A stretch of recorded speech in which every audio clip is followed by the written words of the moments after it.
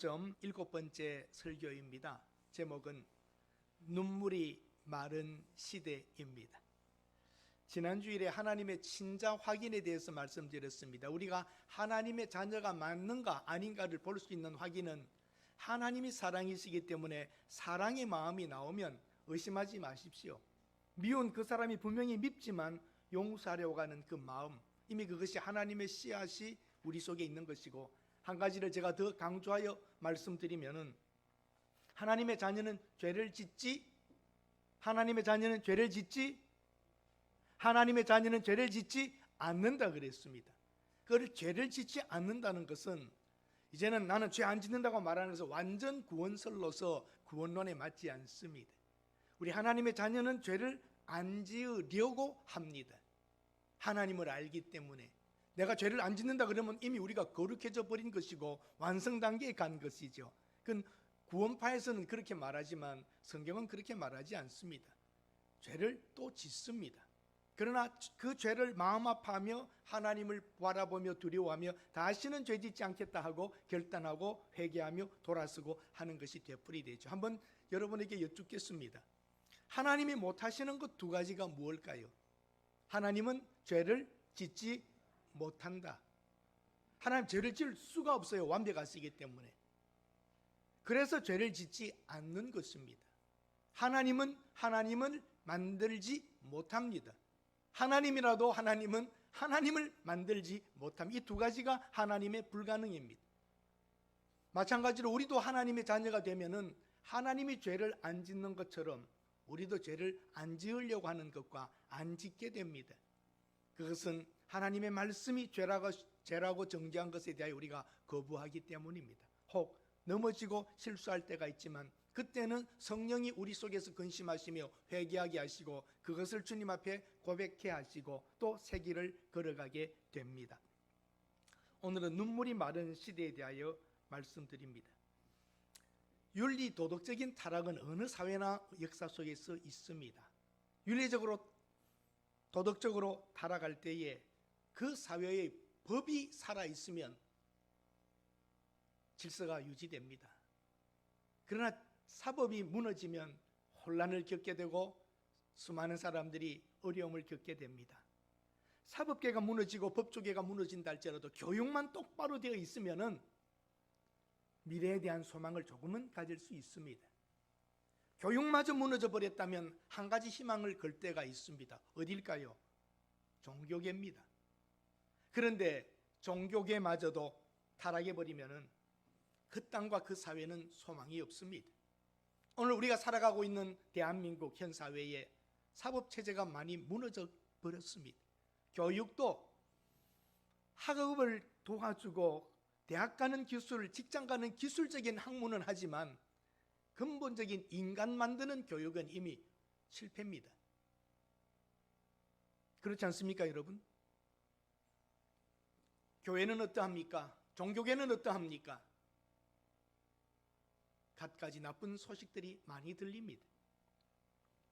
이제는 어떻게 하면 좋겠습니까? 그런데도 좋다 괜찮다는 말을 합니다.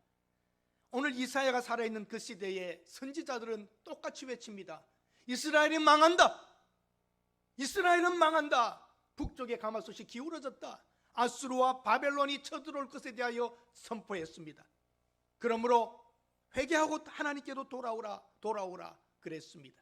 그런데 거짓 선지자들은 뭐라고 합니까? 걱정 없다, 괜찮다. 여호와는 우리와 함께 하신다. 누가 우리를 건드리겠느냐?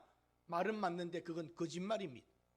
여호와와 함께 하시지만 하나님이 아수르를 일으키고 바벨론을 신생 강대국으로 만들어 침략하여 심판하시는 것을 누가 막을 수 있습니까? 하나님의 참된 선지자들은 슬픈 소식이지만 이스라엘의 멸망을 외칩니다. 그러나 거짓 선지자들은 괜찮다, 하나님이 우리를 사랑한다, 우리를 돕는다고 했습니다. 결국은 이스라엘은 망합니다. 그때 눈물을 흘리며 바벨론으로 끌려가는 이스라엘의 사람들, 귀족의 자녀들, 왕족의 자녀들, 부자들, 똑똑한 사람들, 젊은이들 다 끌려 올라갑니다. 예루살렘에는 노인들, 약한 사람들, 병든 사람들만 남아 있습니다. 예루살렘 성전은 불타버렸습니다. 그 하나님의 성전이 불타버렸습니다. 전지전능하신 하나님이 예루살렘 성전을 지키지 못하셨나요? 힘이 없으셨나요? 왜입니까? 하나님이 던져버린 것은 인간이 막을 수가 없습니다. 사랑하는 여러분, 우리 눈물이 있습니다. 한번 여러분 각자에게 물어보십시오. 내가 언제 한번 울어보았는가? 최근에 마지막으로 운 적이 언제입니까? 가족의 장례식이었나요? 심한 질병으로 인하여 고통받으면서 우셨나요? 실패와 배신 앞에서 우셨나요? 언제 울어보셨습니까? 나 자신을 보며 이렇게도 하나님께 구원받은 백성으로서 살아가는 것이 이렇게도 부족한가 모자라는가 하며 자신을 보고 절망한 후에 흐르는 눈물이 있다면 그 사람은 분명히 살아있는 사람입니다.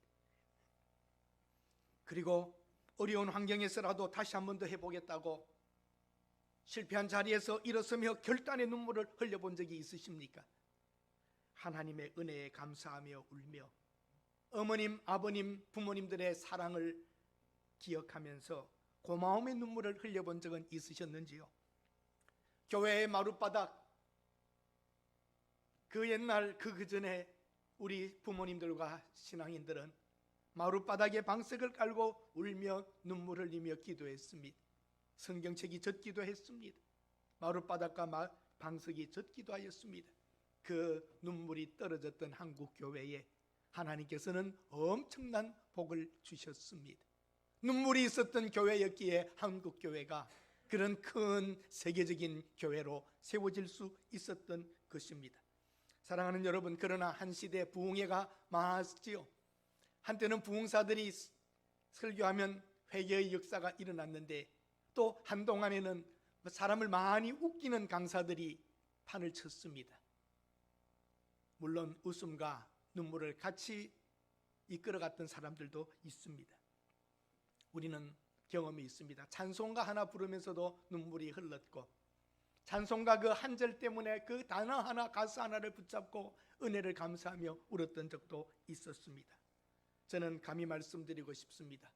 우리에게 진정한 눈물이 흐를 때에 우리 영혼은 순결하게 되며 성결의 영으로 말미암아 성화의 길을 걸어갈 수 있습니다. 오늘 교회의 성도들이 진정한 눈물이 없다면 그 미래는 참으로 약해질 수밖에 없습니다.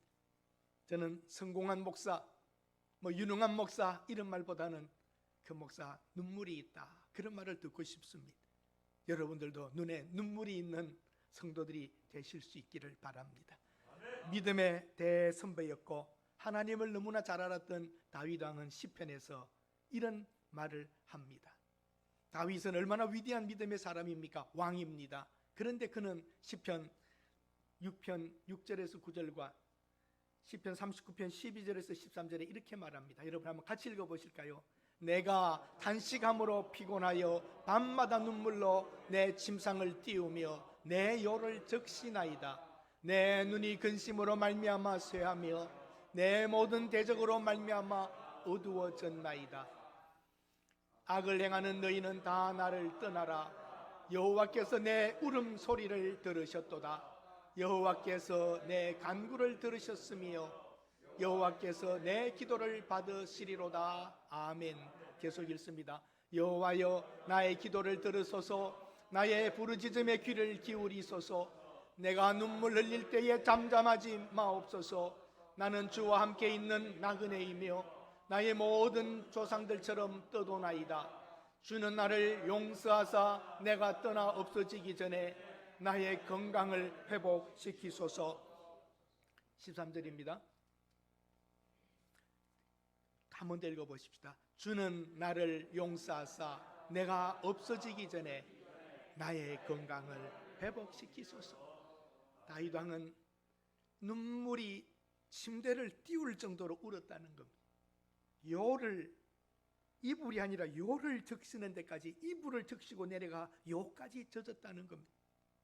다윗 왕은 눈물로 기도했습니다. 그가 무슨 그렇게 큰 죄를 지었던가요? 물론 범죄도 있었습니다. 그러나 그는 항상 하나님을 생각할 때마다 눈물로 기도해 왔습니다. 울음소리를 하나님이 들으셨다. 여러분과 제가 정말 하나님 앞에서 울음소리를 내며 울며 기도한다면 여러분 한 분 한 분은 영적으로 충만하게 그 힘을 얻어 이 세상을 이길 힘을 가지게 될 것입니다. 정말 우리 신앙의 선배들은 울었습니다.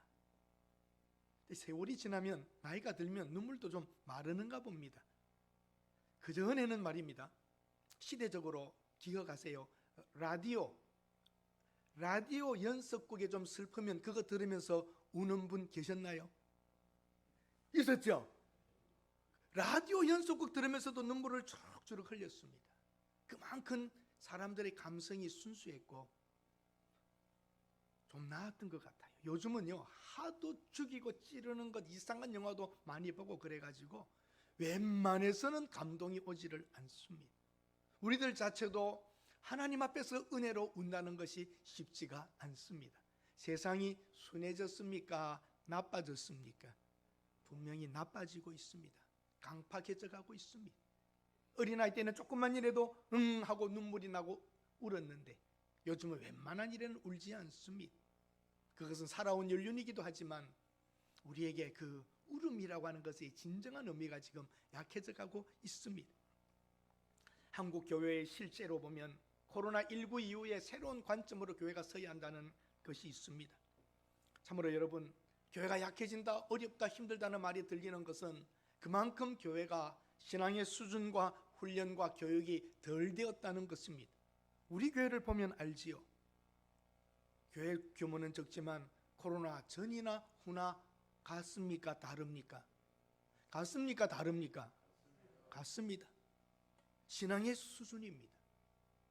꼭 크냐 작으냐의 문제가 아닙니다.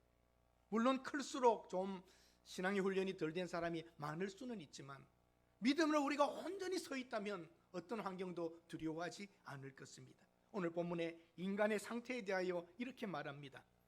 17절에 말합니다. 탐심의 죄악과 폐악된 길, 자기의 길을 갔다고 말합니다. 17절 한번 같이 읽어보실까요? 그의 탐심의 죄악으로 말미암아 내가 노하여 그를 쳤으며 또 내 얼굴을 가리고 노하였으나 그가 아직도 패여가여 자기 마음의 길로 걸어갔도다. 탐심의 죄악, 욕망의 찌꺼기들이 우리 속에서 죄가 습성이 되고 우리 죄가 중독이 되어서 오늘 무엇이 무엇인지 모르며 살아가는 상태가 되고 말았습니다. 패역했답니다. 그래서 하나님이 얼굴을 가지고 쳐버렸답니다. 하나님이 이스라엘을 칠 때에 얼굴을 가리고 그 백성을 치신다는 겁니다. 그리고 그 악인에게는 평안이 없다라고 선포하셨습니다. 20절과 21절에 악인에는 평안이 없다, 악인에는 평안이 없다라고 분명히 말씀하십니다. 내 하나님의 말씀에 악인에게는 평강이 없다. 하나님이 눈을 감고 악한 자들을 치셨다는 것입니다. 그 안에는 이스라엘 백성들 중에도 있습니다. 악한 자들이 있는 것입니다. 사랑하는 여러분, 인간의 탐심의 죄악, 욕망의 찌꺼기, 죄의 습성과 중독, 참으로 추한 것입니다. 인간은 선을 가장하여 말합니다. 제가 드리는 이 말씀은 극단적인 표현입니다만 사실에 부합되는 것을 말씀을 드립니다. 환경운동가들이 있습니다. 환경을 나쁘게 하자는 것 아닙니다. 그러나 그 방법들을 보면 옳지 않을 때가 있습니다. 자유민주주의 국가입니다. 절차가 있고 해결할 수 있는 방법들이 있습니다. 경부 고속도로가 만들어질 때에 한 터널을 뚫는 것 하나가 그렇게 어려웠습니다. 종교적인 신념도 있겠지요. 환경보호라고 하는 것도 있겠지요. 그런 것은 정말 여러분, 도롱뇽이라고 하는 그 조그마한 생명체 무시하자는 건 아닙니다. 그것을 단식하며 100일을 단식한다고 하며 신비성을 가지고 종교적인 힘을 동원하기도 합니다. 반민주적 승부수고 반민주적 의지관철 수법인 것입니다. 그렇게 하는 것이 과연 옳은가요? 요만한 선을 내세우기 위하여서 어마어마한 큰 손실과 더 큰 부담들을 가지게 합니다. 그러한 것들이 여러분 보기에는 그럴 때도 보이지만 내막에 가면 안 맞습니다. 또 다른 얘기도 제가 들은 것이 있습니다. 산에서 큰 공사를 하게 될 때에 폭파하고 건설하는 소리 때문에 두더지, 땅속의 두더지들이 생활할 수가 없다. 야, 여러분, 두더지 생각을 어찌부터 그렇게 했는지 말이에요. 공사를 하고 불을 밝게 켜면 부엉이들이 잠을 못 잔다. 이야, 대단합니다. 부엉이 잠자는 거 걱정하고 두더지 시끄러운 거 걱정하고 있는 환경보호가들. 환경보호 중요합니다. 그러나 여러분, 제가 드리는 말씀은 이 말입니다. 사람의 생명을 죽이고 있는데도 눈 감고 있습니다. 낙태, 어린아이들 뱃속에 있는 건 수없이 죽이고 있고 그 법을 만드는 데에는 아무도 말하지 않습니다. 환경보호가들이. 도롱이 한 마리, 두더지 한 마리, 부엉이 한 마리, 그들의 잠자는 거 걱정하면서 뱃속에서 어린 생명이 무참하게 죽어가는데도 그것은 반대하지 않습니다. 맞습니까? 틀립니까? 이것이 거짓 선동가들의 짓입니다. 좌파들의 생각은 늘 이래왔습니다. 한 가지를 그럴듯하게 하면서 더 큰 것은 적당히 덮어버리고 자기 이익이 되느냐 안 되느냐로 걸어가고 있는 것입니다. 인간의 생명에 대해서는 침묵하고 있습니다. 이제 2020년 10월에 낙태법이 개정되었습니다. 14주까지는 의사와 의논도 할 필요 없고 상담도 할 필요 없고 여성의 권한, 산모의 권한으로 마음대로 낙태해도 된다는 것입니다. 저는 우리 조상들을 정말 그들의 지혜를 소중하게 생각합니다. 서양에서는 태어나서 1년이 지나면 1살입니다. 우리나라는 태어나면 맞습니다. 왜? 아내가 생명이었기 때문에 그까지를 다 생명으로 쳤기 때문입니다. 우리 조상들은 참 위대한 것 같습니다. 어린아이는, 태 속에 있는 아이는 생명입니다. 우리 대한민국은 세계 낙태율이 1위입니다. 1년에도 5만 명 이상이 낙태로 생명이 사라집니다. 어떤 사람은 수십만 명이라고 합니다. 수십만의 아이가 뱃속에서 죽습니다. 비공식적인 집계가 또 있기 때문입니다. 사랑하는 여러분, 물론 낙태할 수 있는 범위가 있습니다. 강간을 당했을 때에, 임신되었을 때에, 혹은 유전병이나 산모가 그 생명에 위험할 때에 의사와 의논하고 가족이 의논해서 낙태할 수도 있습니다만, 간통과 잘못된 성관계에서 얻어진 생명을 내 마음대로 지워버린다는 것은 창조주에 대한, 생명에 대한 존엄이 없어진 것입니다. 인간은 탐심의 죄악에 서 있어 생명도 우습게 여겨버리고 마는 것이죠. 교회는 그동안 무엇을 하였을까 생각해 봅니다. 많은 교인들이, 신학자들이, 교수들이 길거리에 나가서 외칩니다. 낙태하면 안 된다, 낙태하면 안 된다. 소수의 소리로 지나가 버리고 무식한 자의 소리로 지나가지만 창조주 하나님께서는 이 문제를 굉장히 크게 보십니다.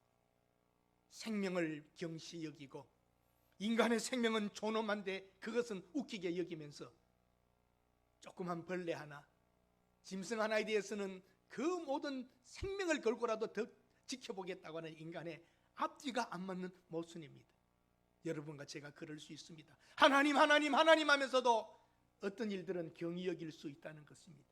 하나님께서는 똑같이 소중하게 여기시는 것입니다. 인간은 모순에 빠져 있지만 합리화하고 있습니다. 이런 인간의 탐심과 어리석음에 비하여 하나님은 어떠하십니까? 오늘 본문 15절에 하나님은 이런 하나님이라고 말하고 있습니다.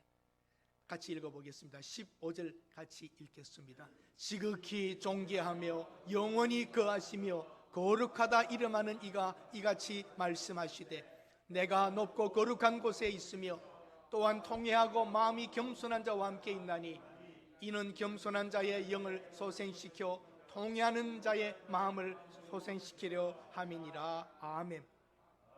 하나님은 존귀하고 높은 곳에 계시며 영원하신 분입니다. 살아계신 분입니다. 거룩하다고 이름하시는 분입니다. 통회하고 겸손한 자를 알고 함께 하시는 하나님이십니다. 오늘 여러분, 이 하나님이 인간을 내려다볼 때에 탐심과 사악함과 더러움과 추함을 보고 계십니다. 만약에 여러분과 제가 그 하나님의 눈으로 우리 자신을 본다면 우리 추함을 보고 울지 않을 수 없는 것입니다. 분명히 이 시대는 악한 시대입니다.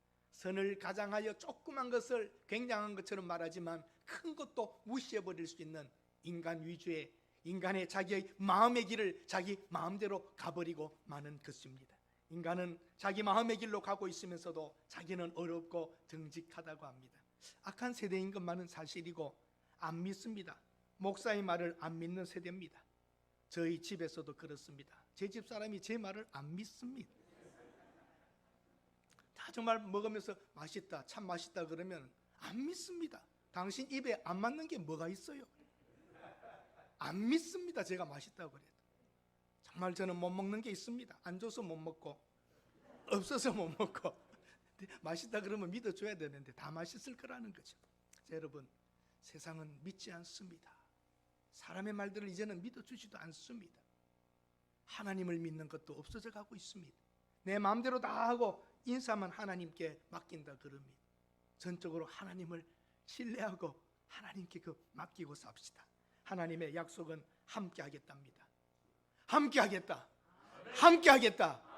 내가 너희들을 쳤지만 너희들은 끌려갈 것이다. 바벨론에 포로로 간다고 예언하셨습니다. 그렇지만 함께 한다. 바벨론에 갈 때 같이 따라간다. 바벨론에서도 내가 너희들의 하나님이 될 것이다라고 하나님은 약속하십니다. 그래서 15절에 있는 대로 겸손한 자의 영을 소생시켜 주시고 통회하는 자의 마음을 소생시켜 주신다고 약속하고 있습니다. 하나님은 통회하고 마음이 겸손한 자와 함께 할 것을 약속하셨습니다. 너희들이 만약에 바벨론에 끌려가더라도 함께 간다. 그곳에서 통회하고 그곳에서 하나님을 바라보며 엎드린다면 나는 너희들과 함께 할 것이다. 그러므로 말한 대로 하나님께서 14절에 말한 대로 도두고 길을 수축하라. 내 백성의 길에서 그치는 것을 지하여 버리라. 도두어라. 그 길을 방해하는 것을 지하여 버리라. 내가 내 백성을 내려오게 하겠다고 하나님은 말씀하신 것입니다. 고치고 위로하시는 하나님, 하나님의 뜻은 이스라엘 백성들에게 평강을 주는 것이었지만 잠시 눈을 감고 치셨습니다. 그들의 죄악과 더러움과 추함과 교만을 보고 하나님이 정죄하셨던 것입니다. 그러나 포로로 끌려갈 때에 나는 같이 간다는 겁니다. 하나님이 여기에 소망이 있는 것입니다. 하나님이 의를 따라 심판하시지만 고통받는 그 중에도 내가 함께 가겠다고 하는 것. 바벨론에도 함께 하셨기에 다니엘이라고 하는 사람이 나올 수 있었고 70년 만에 고레스 왕을 통하여 다시 고향 땅으로 돌아가게 합니다. 여러분, 하나님을 믿으십니까? 우리가 혹 하나님께 어려움을, 정죄를 받고 때로는 실의 길을 갈 수도 있고 이기지 못한 환난을 당한다 할지라도 하나님이 함께 하심을 믿으셔야 합니다. 하나님을 아는 만큼 자기 상태를 볼 수 있습니다. 우리가 우리의 모습을 보고 하나님, 내가 잘못하였습니다. 하나님 앞에 엎드릴 때에 함께 하신 하나님께서는 우리의 눈물을 닦아주실 것이고 길을 평통케 하라, 형통케 하라, 내 백성의 길을 열어라고 하나님이 명령하실 줄로 믿습니다. 거룩하시고 영원하신 하나님께서 나와 같이 비천하고 초한 인간과 함께 하심에 감동으로 또 울 수 있어야 합니다. 인생이 고집부리면, 인생이 자기 길을 가면 될 수 있다고 생각하지만 되지 않습니다. 아까 말씀드렸듯이 인간은 불완전합니다. 한 가지 의를 드러내면 더 큰 의를 무너뜨리는 게 인간입니다. 스스로 해결할 수 있었다면 인간들이 이 상황까지 오지 않습니다. 지금 이 세상은 인간이 제어하기 어려울 정도까지 어려운 상태에 와 있습니다. 이스라엘 백성들을 하나님을 바라보기 시작합니다. 예루살렘에서 볼 수 없었던 하나님을, 바벨론에서 그 하나님을 보게 되는 것입니다. 우리 하나님은 전지전능하신 하나님이십니다. 하나님의 뜻은 우리에게 주시는 평안입니다. 우리들이 하나님의 은혜 안에서 강해가면 능히 이겨낼 수 있는 것입니다. 포기하지 맙시다.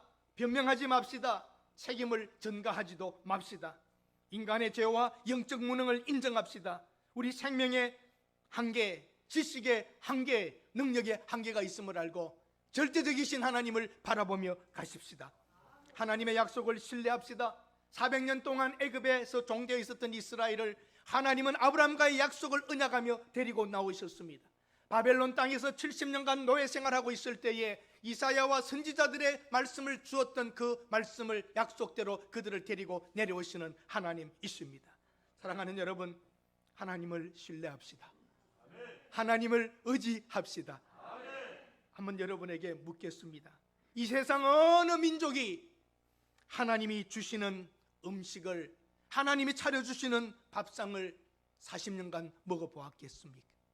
이 세상의 어느 민족이 하나님이 깊은 반석에서 물을 떠다가 주는 것을 마신 적이 있었겠습니까?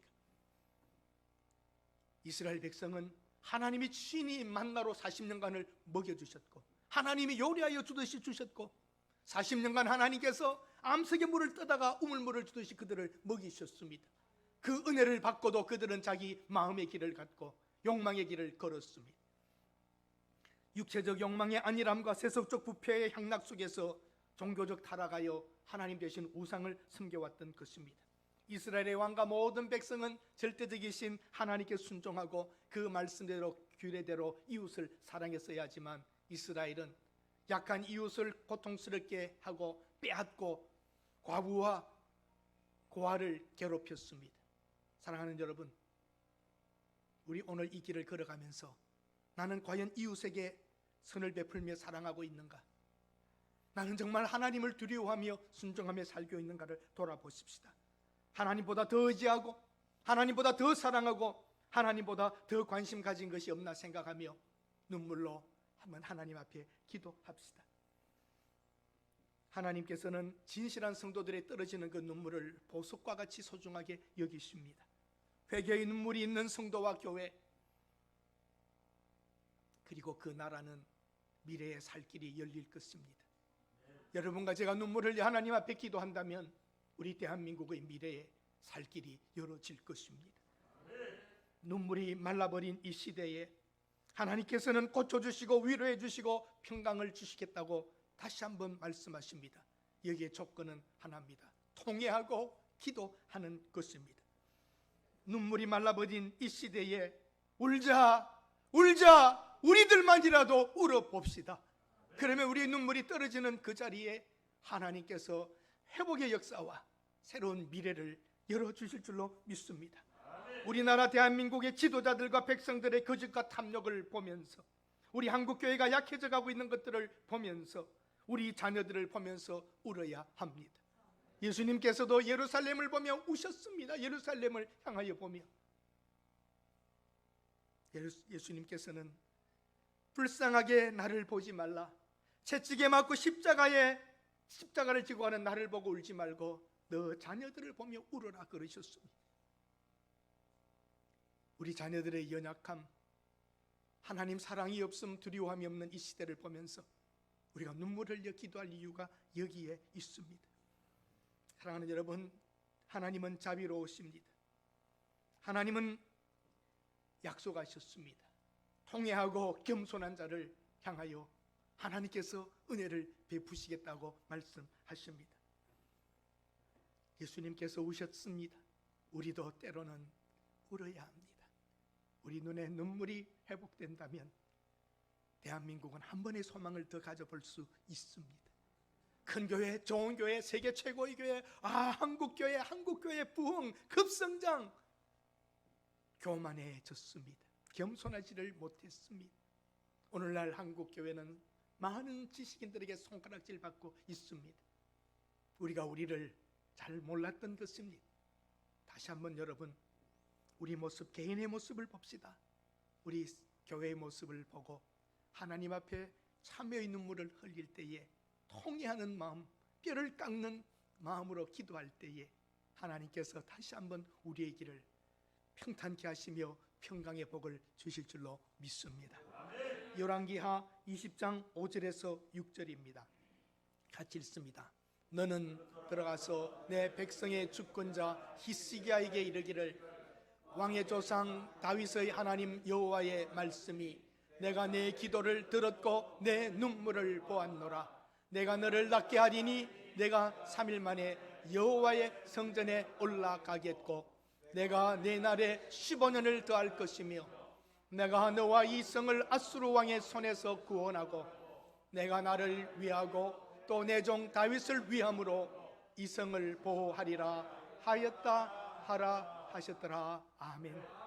아수르가 그 죽음을 선포받고 이제는 죽는구나 할 때에 아수르는 하나님 앞에 기도했습니다. 히스기야는 기도했습니다. 하나님께서 말씀하십니다. 내가 내 기도를 들었고 눈물을 보았노라. 15년을 연장시켜줬던 것은 역사적인 사실입니다. 사랑하는 여러분, 오늘 우리 한 사람의 기도만이라도 눈물의 기도가 있다면 한번 소망을 가져볼 수 있습니다. 저도 눈물이 있는 목사가 되겠습니다. 여러분들 눈에 눈물이 떨어진다면 여러분만이 아니라 여러분 자녀의 세대에도 하나님께서 다윗을 기억하셨다, 히스기야를 보면서 다윗의 언약을 기억하셨다 그러면 여러분의 눈물을 기억하고 여러분 자녀의 기도를 들어주실 줄로 믿습니다. 우리의 눈물은 오늘만이 아닙니다. 우리 자녀들이, 자손들이 눈물을 흘려 기도할 때에 우리의 눈물을 기억하실 것입니다. 하나님은 살아계십니다. 하나님은 높은 곳에 계시며 거룩하시며 모든 것을 아시는 하나님이 오늘 우리의 눈물을 기억하실 것이고 우리의 걸어가는 발걸음 위에 복을 주실 줄로 믿습니다. 저는 정말 우리 교회 성도들의 눈에 조용히 떨어지는 눈물 한 방울만 있다면 우리 교회는 하나님의 은혜 속에서 풍성한 영적 열매와 양적 열매를 거두게 될 줄로 믿습니다. 울보 교인이 됩시다. 울보 목사가 됩시다. 그래서 하나님이 가장 기뻐하시는 한 교회로 세워 가십시다. 기도합니다.